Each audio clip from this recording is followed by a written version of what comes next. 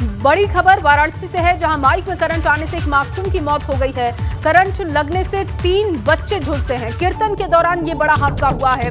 Mic में अचानक current आने से हादसा हो गया और बड़ा गांव थाना क्षेत्र के रैसी पट्टी का ये मामला बताया जा रहा है। इस वक्त की बड़ी खबर वाराणसी से आपको देख रहे हैं और देखिए तस्वीरें भी आपको दिखा रहे हैं, लेकिन मजबूरी है कि तस्वीरों को धुंधला करके हमें आप तक पहुंचाने की जुगत करनी पड़ रही है। और देखिए बताया जा रहा है कि अचानक करंट उतरने की वजह से बाइक में एक मासूम की मौत हो गई। बड़ा गांव थाना क्षेत्र के रैसी पट्टी का ये मामला है। माइक में करंट आने से एक मासूम की मौत हो गई। जन्माष्टमी का मौका भी था। कीर्तन के दौरान माइक में करंट आने से हादसा हो गया। बताया जा रहा है कि ऊपर से हाई टेंशन तार गिरने की वजह से ये हादसा हुआ और एक बच्चे की जान जा चुकी है। माइक में करंट आने से एक मासूम की मौत हो गई, जबकि 3 अन्य बच्चे झुलसे हुए हैं। कल रात की ये तस्वीरें बताई जा रही हैं। धुंधली कर ये तस्वीरें हम आपको दिखा रहे हैं, क्योंकि पूरा वीडियो नहीं दिखा सकते हैं, क्योंकि ये जो तस्वीरें कैद हुई हैं सीसीटीवी फुटेज ये है और उस वक्त जब ये घटना घटी उस वक्त की तस्वीरें। कीर्तन में कातिल करंट की वजह से एक बच्चे की मौत हो गई, जबकि 3 बच्चे झुलसे हुए हैं, हॉस्पिटलाइज कराए गए हुए हैं। कीर्तन के दौरान ये बड़ा हादसा हो गया। सीतापुर से अब बड़ी खबर आपको दे दे। सफाई करते समय बॉयलर के फटने की खबर मिली। जहरीली गैस के रिसाव होने की वजह से 3 मजदूर बेहोश हो गए। एक मजदूर की मौत भी हो गई है, 2 गंभीर रूप से घायल हैं। एक घायल को लखनऊ ट्रॉमा सेंटर रेफर किया गया है। दरअसल सफाई करते समय ये बॉयलर फटा और इसके बाद जहरीली गैस का रिसाव होने लगा। इस दौरान जो 3 मजदूर इसकी सफाई कर रहे थे वो बेहोश हो गए, जिनमें से एक की हालत काफी गंभीर थी। जब हॉस्पिटल लेकर लोग पहुंचे तो उसकी मौत हो गई और 2 लोग काफी गंभीर अभी भी बताए जा रहे हैं। और अब खबर चित्रकूट से, जहां चित्रकूट के रेपुरा में उच्च प्राथमिक विद्यालय बांधी में पेड़ गिरने से 6 से ज्यादा स्कूली बच्चे घायल हो गए। हादसा उस वक्त हुआ जब विद्यालय में योग सिखाया जा रहा था और तभी परिसर में लगे पेड़ की डाल अचानक से टूटकर गिर गई, जिससे कि पेड़ के नीचे खड़े बच्चे डाल के नीचे दब गए। आनन फानन में घायल बच्चों को रामनगर नजदीकी अस्पताल में भर्ती करवाया गया। हादसे के बाद जिला प्रशासन की टीम आनन फानन में मौके पर पहुंची और हादसे के बाद सीएम ने अधिकारियों को तुरंत एक्शन के निर्देश भी दिए हैं। बड़ी खबर आपको चित्रकूट से इस वक्त दे रहे हैं। देखिए विद्यालय परिसर में पेड़ की डाली गिरने से यह हादसा हो गया। कुछ बच्चे इसके नीचे खड़े थे, अचानक ये पेड़ की डाली गिरी और बच्चों की घायल होने की खबर मिली। बताया जा रहा है कि उस वक्त योगा की क्लासेस यहाँ पर चल रही थी, बच्चों को योगा सिखाने का काम हो रहा था। उसी वक्त ये डाली ऊपर से गिरी और बच्चों के जख्मी होने की खबर सामने आई। चित्रकूट की ये तस्वीरें हैं। योग सिखाने के दौरान यह हादसा हो गया। बच्चे योगा कर रहे थे, करीब 10 बजे के आसपास उसी समय हादसा हुआ है। पेड़ की डाल अचानक से गिर गई और इसमें 7 बच्चे घायल हुए हैं, जिनका इलाज जो है CHC रामनगर चल रहा है और उन्हें मामूली चोटें आई हैं। बच्चे पहुँच के आसपास थे, थोड़ी ही देर में उन्हें डिस्चार्ज कर दिया जाएगा हॉस्पिटल से। और अगली बड़ी खबर लखनऊ से, जहां कांग्रेस के पूर्व प्रवक्ता जावेद अहमद लापता बताए जा रहे हैं। 16 अगस्त से लापता हैं वो। कांग्रेस के पूर्व प्रवक्ता जावेद अहमद को लेकर ये बड़ी जानकारी आपको दे रहे हैं। लखनऊ के हुसैनगंज और रायबरेली कोतवाली में तहरीर दी गई है।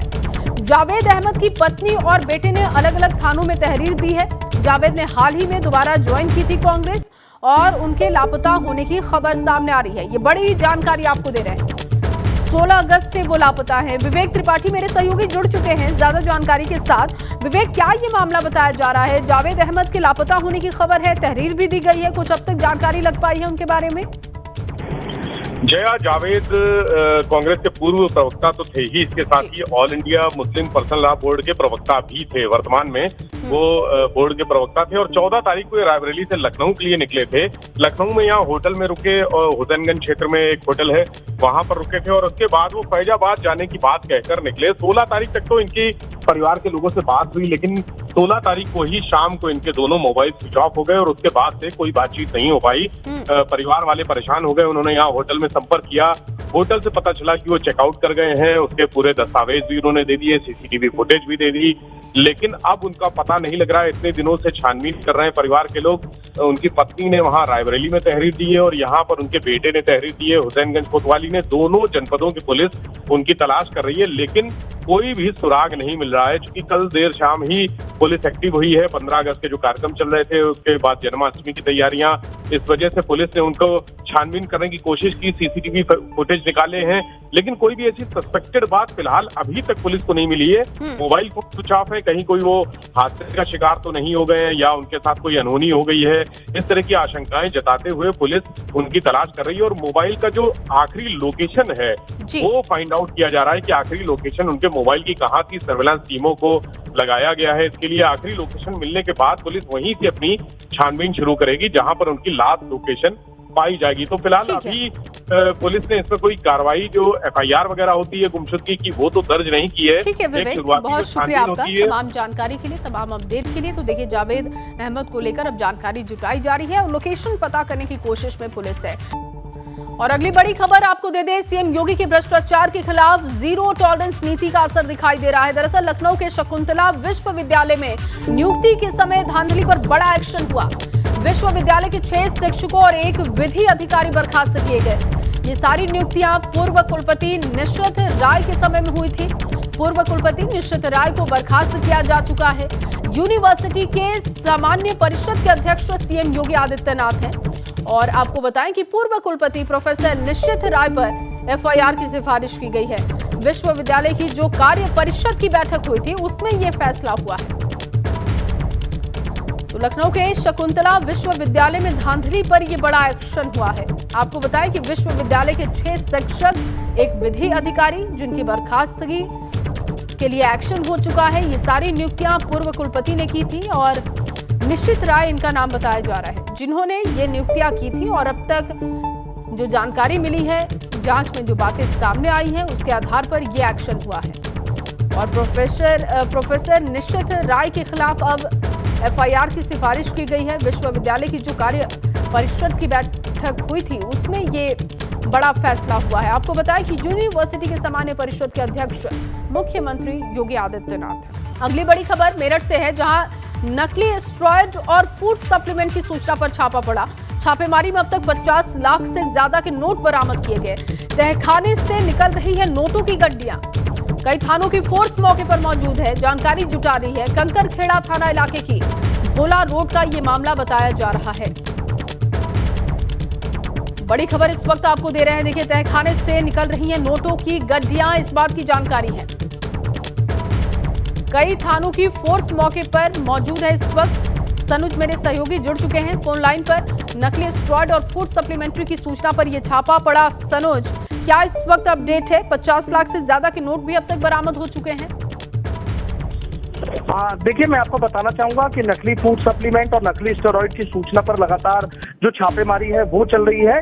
और यहाँ भोला रोड पर आज एक सूचना मिली थी जिसके आधार पर आसपास के थाने की फोर्स, सर्विलांस की टीम और क्राइम ब्रांच की टीम ने छापा मारा तो पता लगा कि बड़ी कीमत का यहाँ पर जो नकली जखीरा है वो यहाँ पर बरामद हुआ है, नकली फूड सप्लीमेंट और नकली स्टेरॉइड। और जब पुलिस ने यहाँ जांच करनी शुरू की तो पता लगा कि एक तहखाने नुमा एक जगह मिली और उसके ऊपर से जब बॉक्स हटाया गया तो वहां से नोटों की गड्डियां निकल रही हैं। नोटों की गड्डियां निकलने का सिलसिला अभी तक भी जारी है और करीब 50 लाख रुपए कीमत के जो नोट है वो अब तक नोट वहां से निकल चुके हैं। कई और तहखानों की बात भी निकलकर सामने आ रही है। और देखिए, ये बात किसी से छिपी नहीं है कि नकली फूड सप्लीमेंट की मेरठ मंडी बन गया है। अभी कुछ दिन पहले भी क्राइम ब्रांच की टीम, आपने देखा कि क्राइम ब्रांच की टीम ने छापा मारा था और 3 लोगों को अरेस्ट किया था और करीब 1 करोड़ कीमत से ज्यादा का नकली फूड और नकली सप्लीमेंट यहाँ पर बरामद किया था। और उसके बाद उन 3 लोगों को गिरफ्तार करके जेल भेज दिया था। लगातार तभी से जो एसपी क्राइम है अनिल कुमार वो लगातार इस मामले में लगे हुए हैं। लगातार उनको बेहद इनपुट मिल रहे हैं और इसी इनपुट की सूचना के आधार पर आज भोला रोड पर पूरी घेराबंदी करते हैं छापे की गई और जी। छापेमारी के बाद आप तस्वीरों में देख सकते हैं कि नकली फूड सप्लीमेंट किस तरीके से यहाँ पर दिख रहा है। नोटों की गड्डियां भी यहाँ पर दिख रही हैं और एबीपी गंगा ने भी इस खबर को प्रमुखता से दिखाया था कि किस तरीके से आपने देखा है कि तमाम लोग हैं वो किस तरीके से अपना शरीर बनाने के लिए, किस तरीके से बॉडी बिल्डिंग करने के लिए जिम्स में जा रहे हैं, लेकिन आपने देखा कि जिम में किस तरीके से नकली फूड सप्लीमेंट कई ऐसे जिम जिनमें सप्लाई की जा रही थी। आज भी यहाँ पर जो पूरा जसीरा पकड़ा गया है, बताया जा रहा है पूरे पश्चिम उत्तर प्रदेश में एक बड़ा सिंडिकेट और एक बड़ा नेटवर्क यहाँ पर काम कर रहा था। बिल्कुल जाहिर तौर पर और इससे इनकार नहीं किया जा सकता कि ये एक बड़ा कनेक्शन जरूर रहा होगा। बहुत शुक्रिया सनुज तमाम जानकारी के लिए।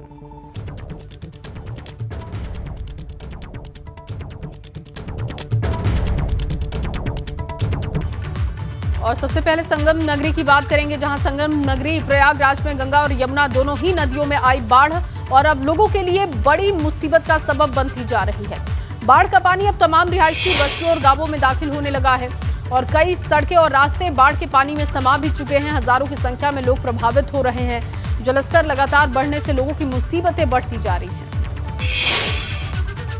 संगम नगरी प्रयागराज में गंगा और यमुना नदियों में आई बाढ़ ने अब तबाही मचानी शुरू कर दी है। दोनों नदियों का पानी अब रिहायशी बस्तियों में घुसने लगा है। इस वक्त हम मौजूद हैं प्रयागराज के दारागंज इलाके में। प्रयाग स्टेशन से दारागंज मोहल्ले जाने वाला ये रास्ता है, जहां आप देख सकते हैं कि ये सूखी सड़क है। ये पक्का रास्ता बना हुआ है, लेकिन अब ये रास्ता पूरी तरीके से बाढ़ के पानी में समा चुका है। सिर्फ खंभों को देखकर अंदाज़ा लगाया जा सकता है कि यहाँ पर पक्की चौड़ी सड़क थी। कुछ दिन पहले तक यहाँ पर वाहन तेज़ी से फर्राटा भरते थे, लेकिन आज आप देख सकते हैं कि यहाँ पर नावें चल रही हैं। तमाम मकानों में पानी घुसना शुरू हो गया और ठीक हमारी दाहिनी तरफ आप देख सकते हैं कि ये जो मकान है इसके बाहर घुटने भर तक पानी आ गया है और जिस हिसाब से दोनों नदियों का जलस्तर लगातार तेज़ी से बढ़ता जा रहा है, उससे ये कहा जा सकता है कि आने वाले दिनों में जलस्तर और बढ़ेगा और साथ ही साथ रिहायशी बस्तियों को और प्रभावित करेगा और आने वाले दिनों में लोगों की मुसीबतें और बढ़ना तय हैं। और वहीं जिले के ज्यादातर शमशान घाट गहरे पानी में डूब चुके हैं। इन जगहों पर अब नावें चलाई जा रही हैं और ऐसे में मजबूरी के चलते अब सड़क पर ही चिताएं सजानी पड़ती हैं। सड़कों पर ही दाह संस्कार की रस्म अदा की जा रही है। संगम नगरी प्रयागराज में बाढ़ से हालात लगातार खराब होते जा रहे हैं। यहाँ रोजाना नए नए इलाकों में बाढ़ का पानी घुसता जा रहा है। लोगों की मुसीबतें कम होने का नाम नहीं ले रही हैं। हजारों लोग बाढ़ की वजह से प्रभावित हैं, लेकिन तमाम ऐसे लोग जो अब इस दुनिया में नहीं हैं, जिन्होंने इस दुनिया को अलविदा कह दिया है, उन पर भी बाढ़ का असर पड़ रहा है। जो शमशान घाट हैं वो बाढ़ के पानी में समा गए हैं, लिहाजा जो चिताएं हैं वो अब सड़कों पर सजानी पड़ रही हैं। सड़कों पर दाह संस्कार हो रहा है और इस वक्त हम मौजूद हैं प्रयागराज के दारागंज इलाके में। अकेले प्रयागराज ही नहीं बल्कि आसपास के कई ज़िलों और मध्य प्रदेश तक के लोग यहाँ पर अपने परिजनों का अंतिम संस्कार करने के लिए आते हैं। यहाँ पर दाह संस्कार गंगा की गोद में किया जाता है। इसकी धार्मिक मान्यता भी है, लेकिन आप देख सकते हैं कि जो पूरा का पूरा शमशान स्थल है वो बाढ़ के पानी में डूब गया है। लिहाजा दारागंज इलाके की जो सड़कें हैं, सड़कों पर चिताएं सजानी पड़ रही हैं, सड़कों पर दाह संस्कार किया जा रहा है। आप देख सकते हैं तस्वीरों के जरिए कि सड़कों पर जो है वो चिताएं सजी हुई हैं। एक एक कर कई चिताएं सजाई जा रही हैं। इसके साथ साथ आप सड़क के किनारे देख सकते हैं कि कई जगह राख के ढेर लगे हुए हैं। यानी कल जो है यहाँ पर कई शवों का अंतिम संस्कार किया गया था, दाह संस्कार किया गया था। तो साफ तौर पर कहा जा सकता है कि बाढ़ का जो असर है वो सिर्फ जीवित लोगों पर ही नहीं है, बल्कि जो लोग इस दुनिया को अलविदा कह चुके हैं, इस दुनिया से चले गए हैं, उन पर भी बाढ़ का असर पड़ रहा है। कैमरामैन रोहित श्रीवास्तव के साथ मोहम्मद मोइन, एबीपी गंगा, प्रयागराज। हमारे डिपार्टमेंट से, चाहे हमारा स्वास्थ्य विभाग हो, चाहे विद्युत विभाग हो, चाहे सिंचाई विभाग हो, नगर निगम हो और जल कल विभाग हो, सबको आवश्यक निर्देश हम लोगों ने दे दिए हैं। हम पूरे तरीके से तैयार हैं। हमारे पास पर्याप्त नावें हैं। 20 स्थानों पर हम लोगों ने 20 नावें लगा दी हैं और इसके अलावा हमारे पास 45 मोटर बोट्स भी हैं। तो हम हर चीज़ का अच्छे से एहतियात बरत रहे हैं और नज़र रखे हुए हैं कि जहाँ पर भी पानी आएगा तो हम वहाँ के लोगों को बाढ़ शरणालय में हम लोग शिफ्ट कर दें। और वहीं आगरा में लगातार बारिश से परेशानी अब बढ़ती जा रही है। बारिश से शहर में जगह जगह पर जलभराव की स्थिति है। बारिश से नगर निगम के दावों की पोल खुल चुकी है। बारिश की वजह से सड़कों पर गाड़ियों की लंबी कतार दिखाई दे रही है। जाम की स्थिति भी दिखाई दे रही है। अब आगरा में किस तरीके की परेशानी है वो भी देख लीजिए। बारिश की वजह से शहरों में हर जगह पर जलभराव की स्थिति है। रिहायशी इलाकों तक पानी पहुंच चुका है। नगर निगम के दावों की पोल खुल चुकी है। बारिश की वजह से सड़कों पर गाड़ियां फंसी हुई दिखाई दी। कहना चाहता हूँ नगर निगम की महा ढील है, इसमें कोई सफाई नहीं है, कोई कुछ नहीं है। दिखाने के लिए सफाई हो रही है, बाकी इतना पानी भर जाता है, बहुत दिक्कत होती है। आने जाने वाले पब्लिक को बहुत दिक्कत होती है।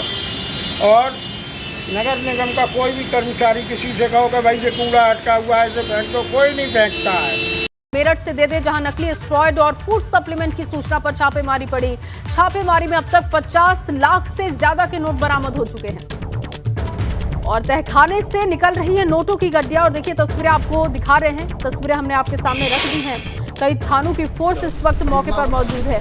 कंकर खेड़ा ये इलाका बताया जा रहा है जहां से गोला रोड पर छापेमारी करने के बाद 50 लाख के अब तक नोट बरामद किए जा चुके हैं। तहखानों से गड्डियां लगातार निकल रही हैं और फूड सप्लीमेंट का मामला, स्टेरॉयड का मामला है। इसकी जब शिकायत मिली तो छापेमारी की गई और कई थानों की पुलिस फोर्सेस अभी भी मौके पर मौजूद हैं।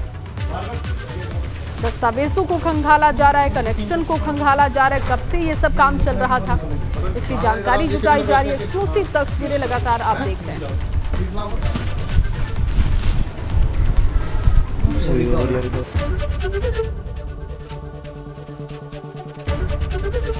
एबीपी गंगा, खबर आपकी, जुबान आपकी।